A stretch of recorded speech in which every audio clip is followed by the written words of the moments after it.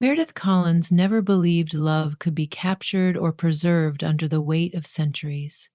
Yet every day she crisscrossed sun scorched excavation sites in pursuit of the stories history left behind, motivated by the thrill of discovery. This summer season had brought her team to a remote location, once part of an ancient trade route. They had arrived with high hopes of uncovering pottery shards or mundane relics. Instead, they unearthed something that would ignite hearts both ancient and modern. Her tent was pitched at the edge of the dig, the canvas flaps fluttering from the park's gentle evening breeze. A day's work had coated her apparel in desert dust, and the dryness of the air had left her lips parched. She sipped water from a canteen before trekking back down to the site. Though the sun hovered lower in the sky, its glow still lit the archaeologists' excited faces. The usual hush of careful excavation gave way to murmurs of anticipation. Someone had found an unexpected artifact, a large slab of stone with unusual carvings. Meredith approached the find with guarded hope, reminding herself not to leap to conclusions.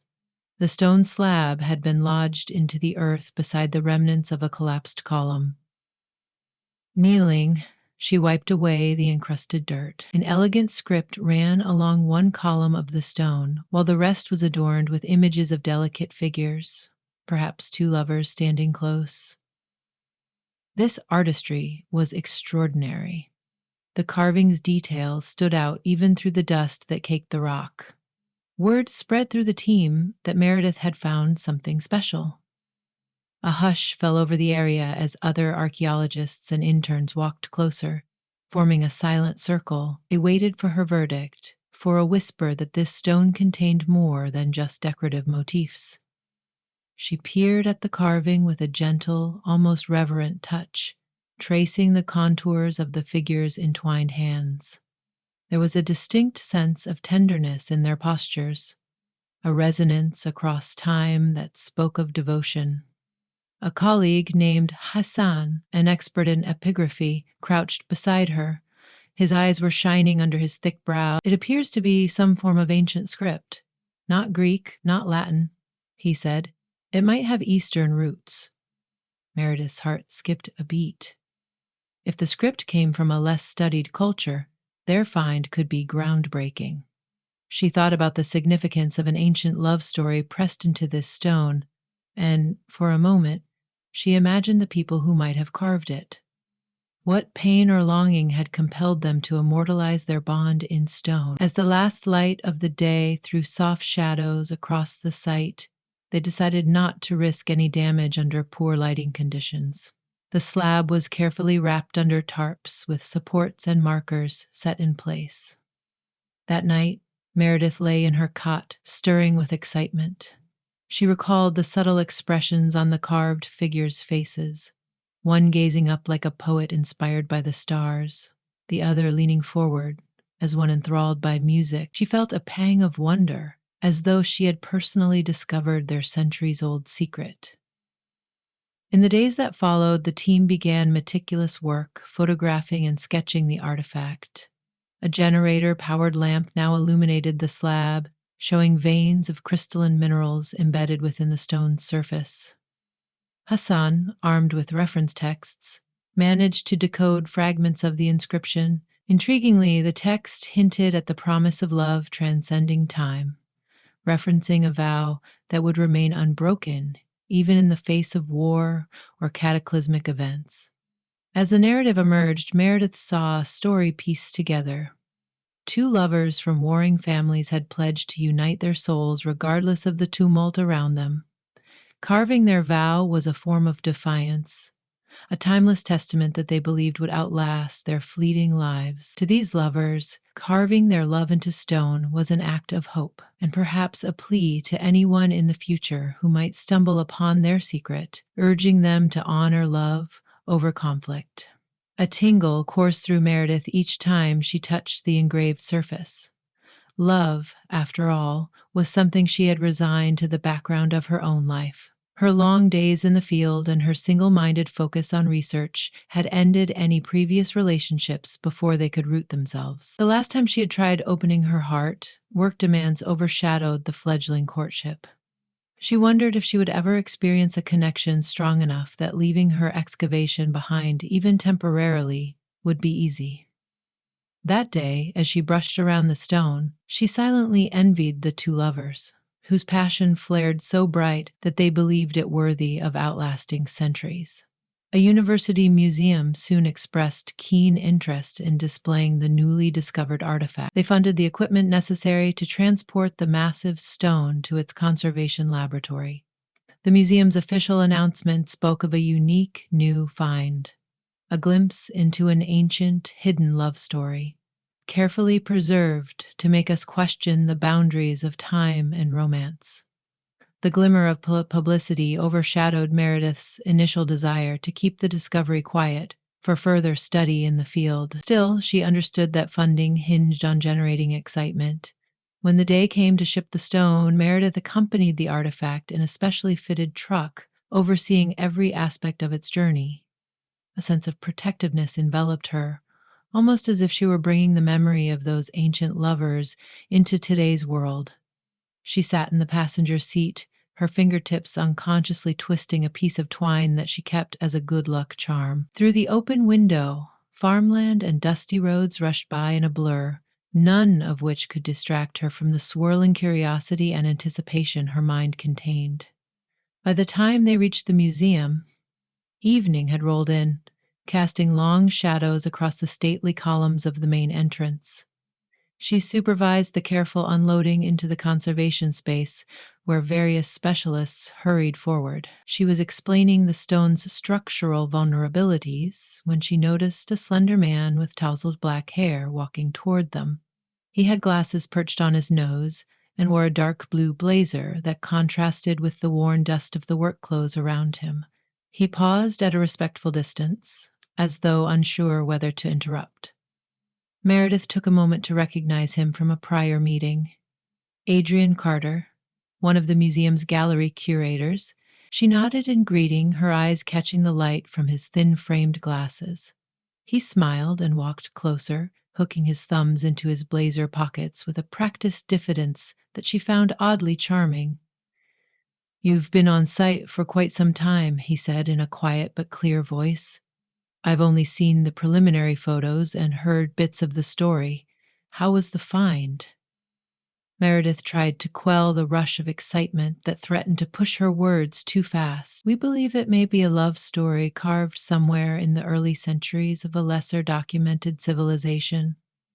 The artistry is exquisitely well preserved." Adrian nodded, eyes glittering with interest. "The rest of the staff can't wait to see it in person. We have a new wing dedicated to artifacts that illuminate personal stories from the ancient world." His gaze flickered to the stone behind her. "I think people here are hungry for something that resonates." His thoughtful, measured tone made Meredith realize he truly cared for the artifact beyond its publicity potential. Most curators she had encountered evaluated items based on potential ticket sales. Adrian's question zeroed in on meaning. "Did your epigrapher figure out a rough translation? Any sense of the narrative arc?" he asked. She nodded. "Well, part is still subject to debate, but so far we see references to two families in conflict, and these lovers forging a vow of unity. Then there's some mention of remaining for all time under the watch of skies and stone. It's profoundly poetic." He let out a slow breath, as though blown away by the concept of love bridging centuries. "That's beautiful." Something in his honest reply made her chest feel light. She spent the rest of the evening giving him a short summary, alternating between archaeological facts and personal sentiments about the crumbling yet profound nature of love found in antiquities. By the time they both realized how late it was, the museum had long since closed to the public, and the rest of the staff had gone home. In the following weeks, Meredith collaborated with Adrian and his team so they could prepare the artifact for display. She was meticulous about the humidity and lighting conditions necessary to preserve the stone's integrity. Adrienne, in turn, was focused on how to arrange a gallery space that would convey the emotional impact of the lover's vow. He believed the stone's presence should be accompanied by subtle lighting and a backdrop that allowed visitors to feel the carving's intimate atmosphere. Day by day, they pored over details, occasionally slipping into personal conversation that strayed from the professional realm. One afternoon, while they were carefully reviewing the final translation revisions, Adrian mentioned how he became interested in curation. I guess, in a way, I wanted to collect and present the stories that unite us. Objects, artifacts, these are vessels for the experiences of people we'll never meet. By sharing their stories, it reminds us that our present day is a continuation of all that came before. And what about your personal life? Meredith asked, the question popping out more abruptly than expected. Perhaps she had grown tired of purely work chatter. He tilted his head in mild surprise and smiled softly. I've been pretty busy with the job, as you might guess. I kind of stumbled into curation after grad school. I haven't had much time for anything else in a while. He paused, studying her face. I guess you might know how that goes. Archaeologists also travel a lot. She exhaled a knowing laugh. Yes, I do know. My last relationship ended because I was away so often. I told myself I didn't mind, but sometimes I wonder if in denying myself certain experiences, I'm missing out. Adrian gave her a thoughtful look. It's easy to see you're passionate about your work. I admire that. But romance, it's a different sort of passion. She recognized the timbre in his voice, a subtle invitation that mirrored her own buried curiosity. Their eyes met. In that simple moment, it felt as if centuries folded away. She found herself remembering the carved lovers who had defied mortal constraints in a vow that soared above conflict. She recognized a stirring inside her, a response to life's ephemeral joys. The night of the exhibit opening arrived, and the museum hosted a special preview for donors and select academics. Strings of warm lights twinkled in the museum's foyer, reflecting off marble floors polished to a high shine. Caterers passed along trays of sparkling wine and bite-sized delicacies. Soft classical music wafted through the air, lending an undercurrent of sophistication to the excited buzz of conversation. Meredith had switched her usual practical gear for an elegant black dress, its smooth lines complementing her lithe form. She caught her reflection in one of the large windows and felt a rush of nervousness. She was accustomed to dusty boots and cargo pants, not polished shoes and quiet glamour. Spotting Adrian at the far end of the hall, she found him speaking with a group of donors. He looked poised in a suit of charcoal gray, his slim tie a subtle shade of bronze. While he nodded politely at the donor's remarks, his gaze occasionally darted around the room as if searching for someone. When he saw Meredith, he excused himself and came her way. He stood at arm's length, momentarily lost for words, then smiled as though she were the only person who mattered in that moment. Shall we see our masterpiece? He offered his arm in a slightly old-fashioned manner. She took it, a tremor of anticipation running through her. Together they navigated the elegantly dressed crowd until they reached the exhibit. The gallery space was softly lit, exactly as Adrian had planned. The stone slab rested on a pedestal, its carved figures illuminated by a gentle spotlight that accentuated the expression in their faces. A hush fell over those who entered, as though the centuries-old vow demanded reverence.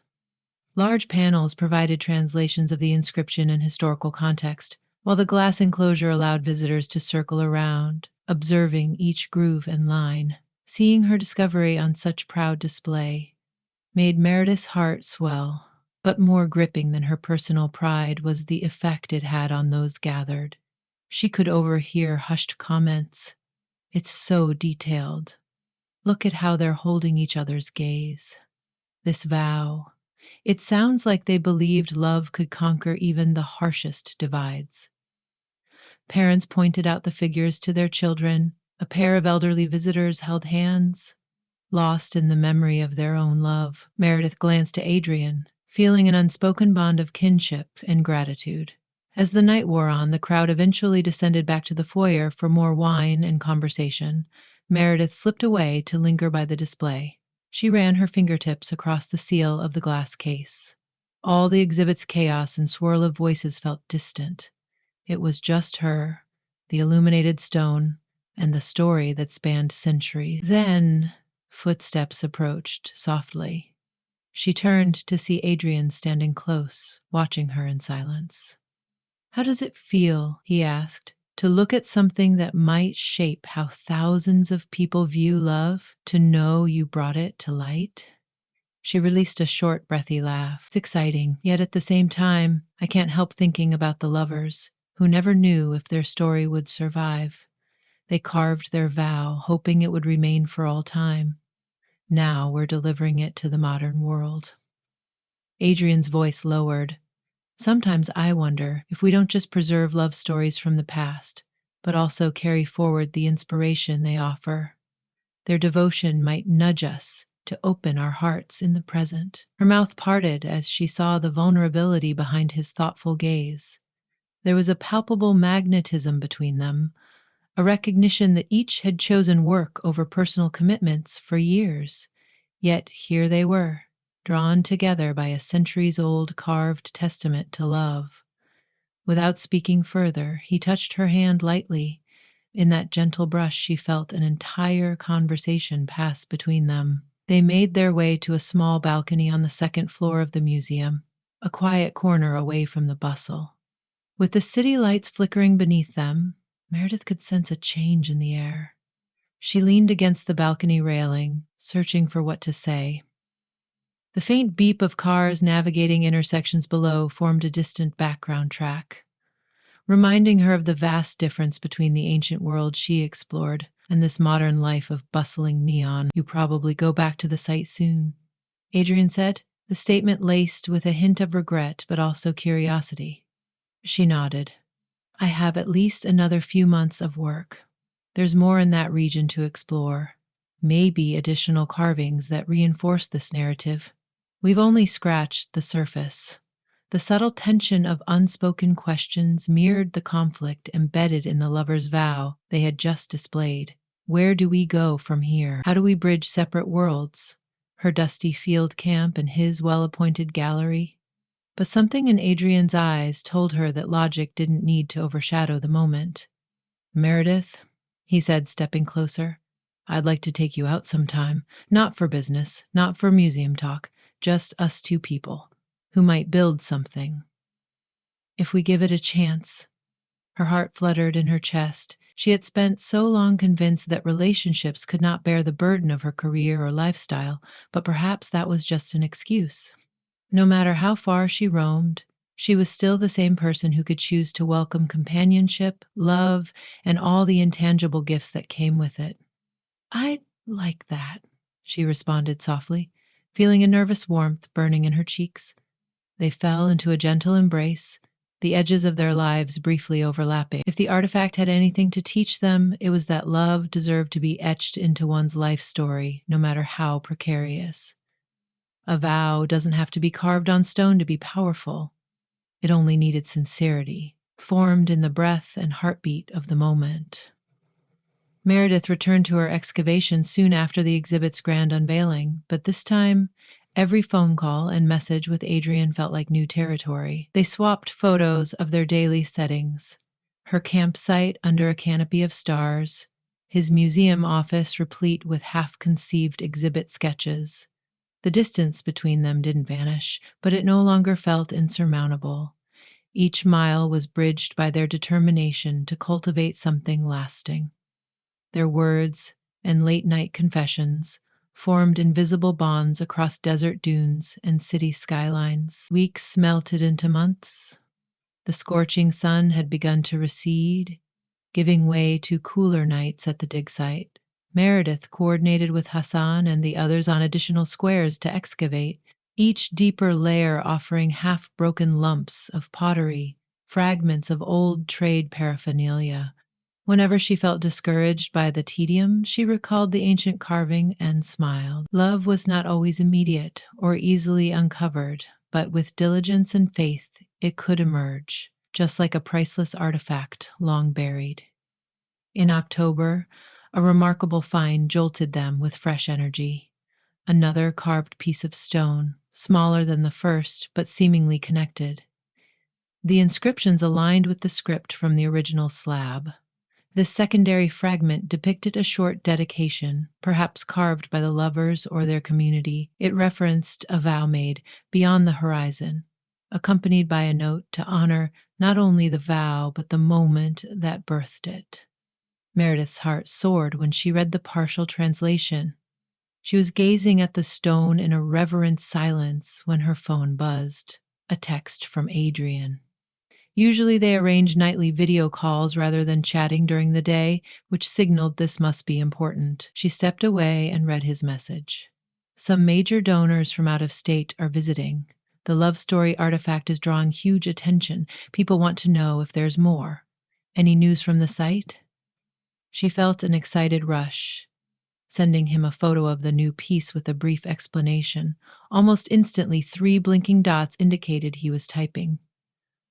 You're amazing. This is going to be huge. Also, I miss you. When's your next break? Her breath trembled with a mix of joy and longing. It might still be weeks before she could manage a trip to the city, but having him nearby, even digitally, made her feel connected. She typed back that she'd figure out a visit date soon, imagining the comforting warmth in his eyes when they next met in person.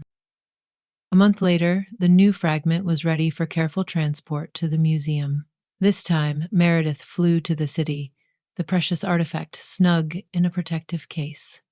Her flight arrived in a drizzle, the city lights blurring into a gentle haze as she rode a taxi to the museum. Adrian was waiting under the arched entrance, a large umbrella shielding him from the rain. The moment she stepped out, he rushed over, his free arm enveloping her in an embrace that chased away the autumn chill. They walked inside, side by side, each balancing the case. The staff greeted Meredith with genuine enthusiasm. Everyone was abuzz with curiosity about how this second piece expanded the story. Adrian guided her to a conference room where empty display mounts waited. As she set the artifact down, their eyes met, and that rush of mutual pursuit, both intellectual and emotional, sparked brilliantly. That evening, with the newly arrived fragment safely stored, Meredith and Adrian slipped away from the museum. Out in the bustling avenue, they strolled together, talking about the significance of the second carving. She explained how new inscriptions referenced some sort of symbolic union ritual, the detail bridging historical knowledge with the tender fragility of ancient devotion. Adrian showed her a side of the city she hadn't experienced before. A narrow jazz club tucked away in an old building, where the walls displayed black and white photos of legendary musicians. Over a shared table, they sipped warm drinks while a saxophonist played mournful, eloquent notes. Meredith let her guard down. Her hand found Adrian's, and his fingers interlaced with hers in a quiet, confident press. Later, as the band took a break, he leaned forward and kissed her, the background chatter dissolving into muffled hums. In that moment, time dissolved, much like the ancient vow they had uncovered, a vow that had transcended centuries. They agreed that night to embrace whatever the future held. It might entail traveling back and forth, bridging demands of archaeology fieldwork and curatorial deadlines. They promised to set aside time, maintain open, honest conversations, and believe that some bonds were worth the logistical challenges. Like 2 architects drafting a blueprint for something grand, they plotted out the next steps in the soft glow of street lamps and passing headlights. In the weeks that followed, museum goers flocked to see the expanded exhibit. The fragment was placed close to the original slab, forming a visual tapestry of a hidden age's devotion. Adrian annotated the new piece, ensuring visitors grasp how this ancient vow resonated as both an artifact of cultural significance and a stirring reminder that love, fragile, dreamy, and ever so powerful, could echo across the ages. Meredith continued her field research, but found herself returning to the museum more frequently, coordinating the conservation of newly discovered fragments and comparative analysis. Each visit with Adrian turned into a precious interlude, a chance to fuse her old sense of purpose with a brand new dimension of hope. Their dynamic grew deeper, not just fueled by the artifact's romance, but by their own desire to forge a shared path. Over time, they realized the carved tale wasn't simply a relic to be showcased, it was a living symbol that sparked modern love, inspiring them to face life's uncertainties hand in hand. On one particularly quiet morning at the museum, with no scheduled tours or press, Meredith and Adrian found themselves alone in the gallery before opening hours. The stone slab and its newly joined fragment rested under the faint hush of early light. Meredith reached out, her fingertips resting gently on the polished edge of the case. Adrian stood behind her, a gentle hand on her shoulder.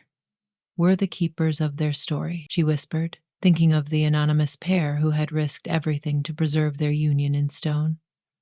"And they, in a way, have become the keepers of ours," Adrian replied softly, his warmth surrounding her. She gazed at the carved figures, remembering the vow of eternal love, carved with such hope. That promise had reached across time, bringing her and Adrian together from entirely different worlds. The well-preserved lines in the stone felt like an open door, beckoning them to walk through and discover all that love could offer. With quiet awe, Meredith turned to Adrian. They leaned into each other, letting the presence of that ancient story bless their entwined hearts. In a universe where so many narratives fade into dust, they vowed to carry this one forward, the carved testament that had appeared lost in time, only to spark in them the realization that a strong love need not be measured by distance or differences. In that hush within the museum's serene walls, they stood together, ready to script their own lasting story, trusting that love was indeed bold enough to endure any distance or boundary, just as an indelible carving had survived the ages.